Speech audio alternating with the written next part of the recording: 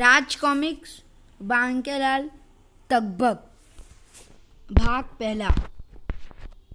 संजय गुप्ता पेश करते हैं। तकबक। राज कॉमिक्स से मेरा जुनून। आज बांके बहुत गुस्से में था। लकड़ी की काठी, काठी का घोड़ा, घोड़े की दुम पे जो मारा हथौड़ा, दौड़ा दौड़ा दौड़ा घोड़ा दुम दबा के दौड़ा। हिनन। आज स्वामी बहुत गुस्से में मालूम पड़ते हैं। चुपचाप चलता हूँ वरना दुम पर हथौड़ा पड़ना तय है। नानी तेरी मोरनी को मोर ले गए, बाकी जो बचा था साले चोर ले गए। हिन। पक्का बावला है अपना स्वामी। गुस्से में होता है तो नन्हे मुन्नों के गीत गाने लगता है।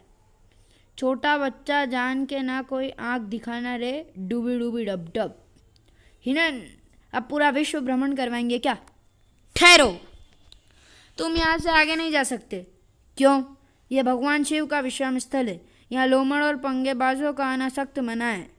मैं भोले शंकर से मिलने आया हूँ और उनसे मिलकर ही जाऊँगा। ठीक ही कहते हैं भगवान। पंगेड़ी इंसान बिना पिटे नहीं मानते। रुक जाओ कमबख्तो, तुम्हें शायद पता नहीं कि मैं शिव कृपा से उत्पन्न हुआ हूँ। अगर मुझसे पंगा लिया तो देखो, शिव मेरे सपने में आए थे और उन्होंने कहा था मेरा उनसे मिलना बहुत ज़रूरी है। अगर तुमने शिव की आज्ञा की। देखो, मुझसे मत उलझो। मेरा नाम बाकेलाल है। बहुत पछताओगे, बोल देता हूँ। वहाँ नहीं मानते तो वो देखो, काला कौवा मोती लेकर उड़ गया है। अफो, रुक जाना मुराद, बेवकूफ़ बना गया। HUF HUF. भोले शंकर बाहर निकलो, दादागिरी नहीं चलेगी। आज आर या पार फैसला होगा। शिव को बाहर आना पड़ा। अरे बेटा बांके, तू और सब कुशल मंगल? काहे का कुशल और काहे का मंगल? मेरी जिंदगी नर्क बना रखी है। एक छोटी सी इच्छा की थी, वो भी पूरी नहीं की गई आपसे। मैं कहता हूँ कसूर क्या है मेरा? अरे बेटा, चौड़ा क्यों हो रहा है? जिसकी मौत जब होनी होती है तभी होती है, और विक्रम सिंह की मौत अभी आई नहीं थी। लेकिन अभी तो फिक्र ना कर, मैं तुझे मोटे मुच्छड़ मनहूस की मृत्यु का मार्ग बताने जा रहा हूँ। क्या सच? बिल्कुल सच। कहाँ है दल्ला? वाह वाह वाह वाह। ओ तेरी, मैं तो स्वप्न देख रहा था। परंतु सोचने वाली बात है, भोले शंकर स्वयं मेरे सपने में आए और मोटे की मृत्यु की भविष्यवाणी की। वरना अब तक तो मैं स्वप्न में शिव की भविष्यवाणी की बात कहकर अपनी गर्दन बचाता था। यानी भोलेनाथ को आखिर मुझ पर तरस आ ही गया। इस बार नहीं बचेगा वो मोटा जो कुंडली मारकर बैठा है सिंहासन के ऊपर। कौन नहीं बचेगा बाकेलाल?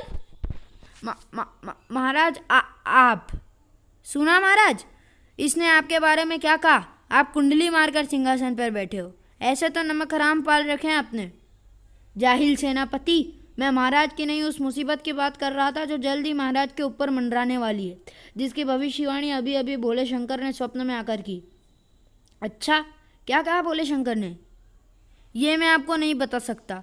आपको मेरे साथ इसी वक्त अकेले तपोवन की तरफ प्रस्थान करना होगा, और चूंकि हमारे साथ कोई तीसरा नहीं चल सकता, तो आप सेनापति को भी समझा दीजिए कि हमारे पीछे आकर जबरन की होशियारी ना झाड़े, वरना अगर कोई संकट आता है तो मैं जिम्मेवार नहीं। सुन लिया सेनापति मरखब? जी जी जी महाराज। विक्रम के जाने के बाद। बेटा मरखब, तू जो समझ रहा है बिल्कुल ठीक समझ रहा है, मगर तू मेरा कुछ बिगाड़ नहीं पाएगा। अगर कुछ उखाड़ सकता है तो उखाड़ ले। बांके की खुल्लम खुल्लम चुनौती है। गुर्र। और फिर हम तपोवन पहुंच तो गए हैं बाके। अब बताओ आगे क्या करना है? अब हमें ढूंढना है ऋषि फूंक सरकाचार्य को। परंतु यहाँ तो बहुत सारे ऋषि तपस्या कर रहे हैं। इनमें से ऋषि फूंक सरकाचार्य कौन है, हमें कैसे पता चलेगा? भोले शंकर ने स्वप्न में मुझे ऋषि फूंक सरकाचार्य की पहचान बताई थी। आप बस मेरे पीछे चले आइए। थोड़ी देर बाद। मैं कभी बतलाता नहीं, पर अंधेरे से डरता हूँ मैं माँ। रात को जो शुशु लगे, डर से नहीं जाता हूँ मैं माँ। बिस्तर गीला कर देता हूँ मैं माँ। केंचुआ भी जो दिख जाए तो मुझे मेरी नानी याद आ जाती है माँ। ओ माँ, पतलून गीली कर देता हूँ मैं माँ। मेरी फूंक क्यों सरकती है माँ? ओ मेरी माँ। यही है ऋषि फूंक सरकाचार्य। शिव जी ने सपने में इनके बारे में ही बताया था। वो तो ठीक है बांके, मगर अब आगे क्या करना है? आपको इन्हें जलील करना है महाराज। क्या बक रहे हो बांकेलाल? तुम्हारा दिमाग तो ठिकाने पर है। मैं बिल्कुल ठीक कह रहा हूँ। ये ऋषि जलील होने पर ही प्रसन्न होते हैं। जल्दी कीजिए महाराज, इनसे जल मांगिए। ठीक है, तुम कहते हो तो हम तैयार हैं। हे ऋषिवर, हम बहुत प्यासे हैं, कृपया थोड़ा जल प्रदान करें। ये क्या कर रहे हैं महाराज? आपको इन्हें जलील करना है। ओह ठीक है। ए बूढ़े, देख नहीं रहा तेरे सामने कौन खड़ा है? विशालगढ़ का राजा महावीर विक्रम सिंह। हमने कहा जल दे। अरे क्या कानों में ठूसे पड़ा है? ओ भैरे, ओ दड़ियल, अरे ओ खड़ूस, ये तो हिल भी नहीं रहा। ये ऐसे नहीं मानेगा महाराज। इसके ऊपर मेरा सांप डाल दीजिए मरा हुआ। वो देखिए खो के अंदर पड़ा है। तुम ठीक कहते हो बाकेलाल, हम अभी ये सांप ऋषि के गले में डालते हैं। वो मरा, बन गया काम। भोले शंकर तुम धन्य हो।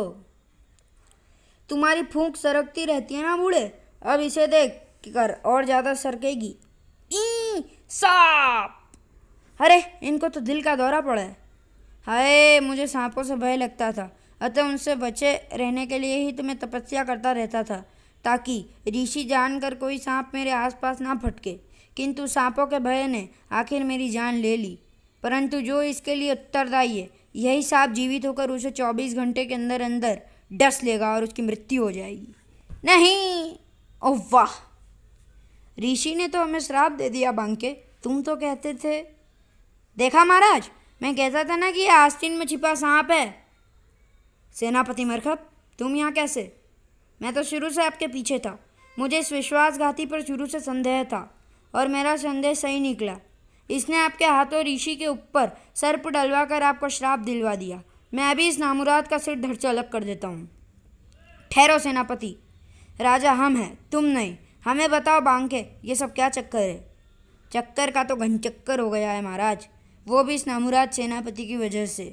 क्या मतलब? मैंने पहले ही मना किया था कि मेरे और महाराज के अतिरिक्त इस तपोवन में कोई तीसरा नहीं आएगा, पर आपका यह शक्की सेनापति नहीं माना। अब भुगतो। तुम कहना क्या चाहते हो बांके? मतलब ये है महाराज कि स्वप्न में शिवजी ने मुझे बताया था कि एक खास मुहूर्त में आपके हाथों ऋषि फूंक सरकाचार्य के गले में मृत सर्प डलवाने पर उनका सर्पों के प्रति भय चला जाएगा और वो आपको प्रसन्न होकर अक्षय विष शक्ति देंगे, जिससे भविष्य में कोई सर्प आपको नहीं डस पाता। पर इस सेनापति ने बीच में आकर सब गड़बड़ कर दी। महाराज ये अपनी गर्दन बचाने के लिए झूठ बोल रहा है, जबकि खामोश सेनापति, तुम हमेशा बांके के पीछे हाथ धोकर पड़े रहते हो और उस पर उलूल जलूल इल्ज़ाम लगाते हो। पर इस बार तुमने अति कर दी है। हम महावीर हैं, हमें मृत्यु का भय नहीं है, परंतु तुमने हमारी आज्ञा की अवहेलना की है। आज हम तुम्हारा। ठहरिए महाराज, ये समय इन विवादों में उलझने का नहीं है। आपके ऊपर प्राणघातक संकट मंडरा रहा है। हमें पहले आपकी प्राण रक्षा के बारे में सोचना चाहिए। देखा सेनापति, तुम्हारे इन घटिया आरोपों के बावजूद बांके को अपने अपमान से ज़्यादा हमारे प्राणों की चिंता है। परंतु बाकेलाल, ऋषि ने हमें श्राप दिया है। अगर ऋषि जीवित होते तो श्राप मुक्ति का कोई उपाय भी निकाला जा सकता था, परंतु ऋषि ने श्राप दिया है कि सर्प जीवित होकर आपको डसेगा, परंतु यदि हम उसके जीवित होने से पहले उसको जला दें तो? सुना नहीं तुमने सेनापति? जल्दी से इस सर्प के ऊपर घास फूस डालकर आग लगाओ। मगर आग लगाने से पूर्व अगर सर्प जीवित हो गया तो उस सर्प की जगह हम तुम्हें जला देंगे कायर। जी लगाते रहो आग बेटा मरखप, पर बांके ने जो आग लगाई है उससे निकल ना पाओगे। इस बार मोटे को कोई नहीं बचा सकता। आखिर खुद भोले शंकर ने आकर ये योजना बताई है। ये डाली मैंने सर्प के ऊपर घास फूस और ये लगाई मैंने आग। थोड़ी देर बाद अरे पूरी घास जल गई पर सर्प का बाल ना बांका हुआ। मैं जानता था। ये शापित सर्प है महाराज, ये ऐसे नहीं मरेगा। सेनापति मरखप, इसे कहीं जमीन खोदकर दबा दो ताकि ये जीवित होकर भी बाहर ना निकल पाए। मैं और कौन? ये सारी मुसीबत तुम्हारी बुलाई हुई है। और ले बेटा पंगा सम्राट से। और फिर महल पहुंचने के बाद नहीं, बस कर कक्षा, मेरा मतलब है कोकिला प्रिय, अभी हम जिंदा हैं। यहाँ मेरी जान पर बनी और आप कहते हैं कि बस करूं? मैं कहती हूँ क्या ज़रूरत थी वन में जाकर ऋषि मुनियों के साथ सांप खेलने की? जब भी मैं कोई नई साड़ी या आभूषण लेती हूँ तभी आप नए नए पंगे लेते हैं। ये समय वाद विवाद का नहीं है महारानी जी। महाराज के सिर पर सर्पदंश का खतरा मंडरा रहा है। हालांकि सांप को जमीन के नीचे दबा दिया गया है, लेकिन हो सकता है वह वहां से बाहर निकल जाए। जब तक 24 घंटे ना गुजर जाएं, हमें सावधान रहना होगा। बांकेलाल जी सही कह रहे हैं महाराज। हो सकता है सांप अब तक जीवित होकर बाहर आ भी चुका हो। हमें फौरन सांप को रोकने का कोई प्रबंध करना होगा। इसके आप बिल्कुल भी चिंता मत कीजिए महामंत्री जी। ऐसा प्रबंध करूँगा कि मेरी अच्छी कमाई मेरा मतलब सांप महाराज के आसपास भी नहीं फटक पाएगा। मेरे विचार से सभी अपनी अपनी राय दें कि महाराज की प्राण रक्षा किस प्रकार हो सकती है। मेरे विचार से महाराज को बिना रुके पूरी रात्रि महामृत्युंजय मंत्र का जाप करना चाहिए। मेरे विचार से महाराज को अस्त व्यस्त से बनी विशेष पोशाक पहननी चाहिए, जिस पर सर्पदंश तो क्या अग्नि लहरों का भी असर ना हो पाए। और मेरे विचार से तो महल के चारों ओर स्वादिष्ट पकवान और दूध से भरे विशाल पात्र रखवा दिए जाएं, ताकि सांप दूध और पकवानों का आनंद उठाकर प्रसन्न हो जाए और बिना किसी को हानि पहुंचाए वापस लौट जाए। अरे मेरे विचार से महाराज की सुरक्षा के लिए एक अभेद महल का निर्माण करना चाहिए, जिससे होकर एक चींटी भी अंदर प्रवेश न कर पाए। मैं कुछ बोलूं? नहीं। सुझाव तो सबके अच्छे हैं महाराज, अब आप ही तय करें। अरे ये सब रहने दो महामंत्री, हम महावीर हैं। अगर सांप हमारे सामने आया भी तो हम उसे चीर कर रख देंगे। क्या बोला? मेरा मतलब है, हमें समझ में नहीं आ रहा कि कौन सा सुझाव सबसे अच्छा है। मैं कुछ बोलूं? हरगिज नहीं। जो फैसला करना है जल्दी कर लो, क्योंकि सुझाव जो भी हो कमाई मुझे ही, मेरा मतलब प्रबंध मुझे ही करना है। यहाँ सबसे ज़्यादा समझदार तुम ही हो बांकेलाल।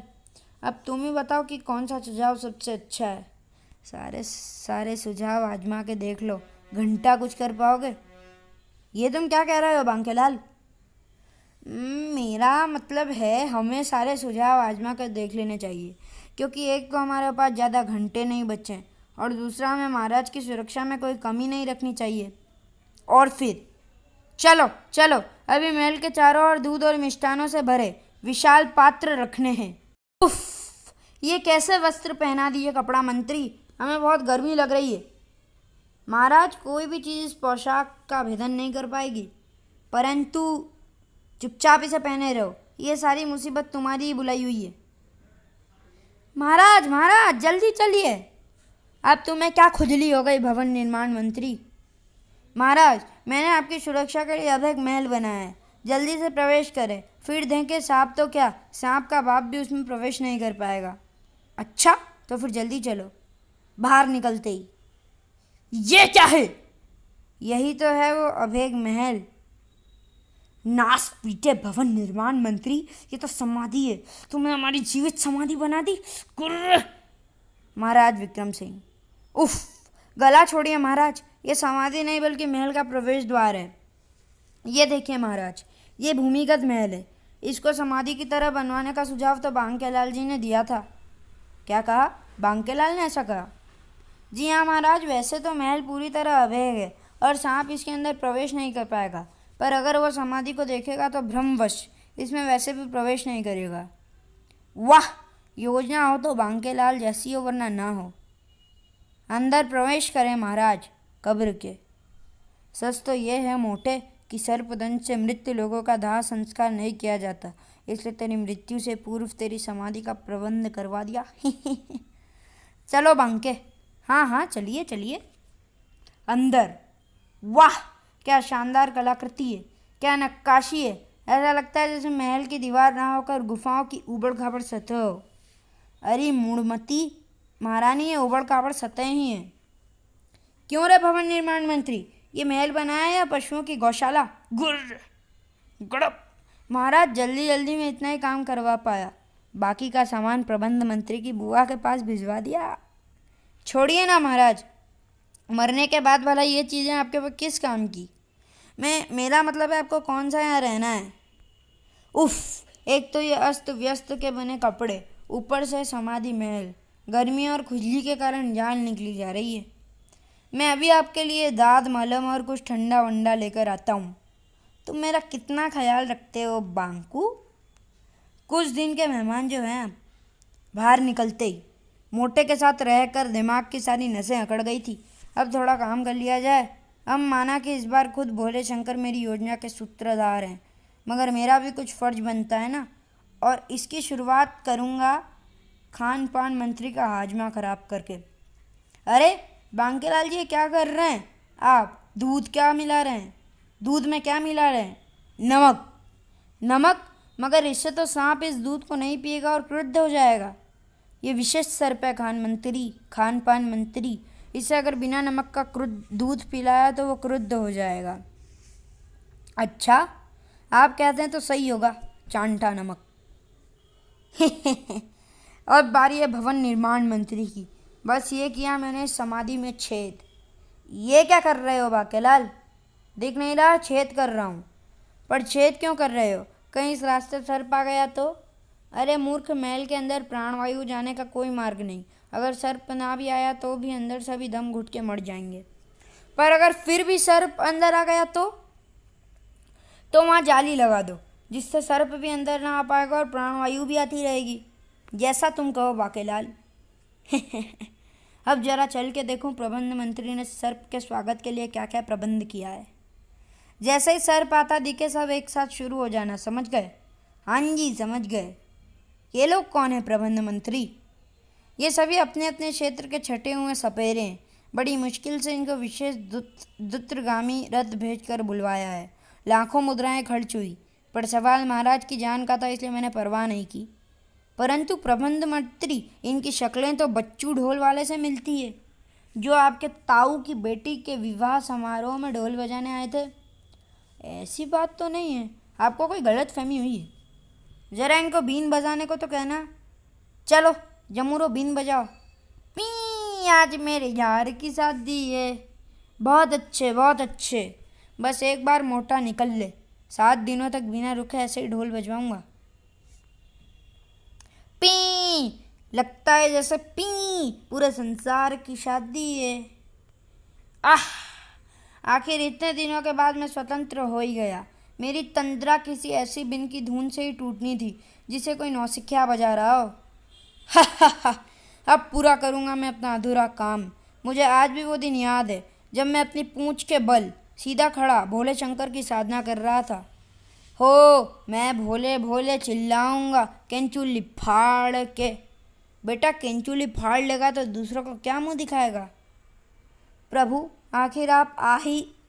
गुर्र, दोबारा कोई नहीं है। फिर से कर दिया तपस्या का बेड़ा गर्क। कौन है जो बार बार उंगली कर रहा है? छोड़ूंगा नहीं उसे। बेटा तकबक, यह काम खुद हम कर रहे हैं, क्योंकि हमें पता है कि तेरे इरादे नेक नहीं है। आखिर एक दिन मेरी तपस्या से भोले शंकर पिघल ही गए। आंखें खोलो वत्स, आप ही हो ना भगवान?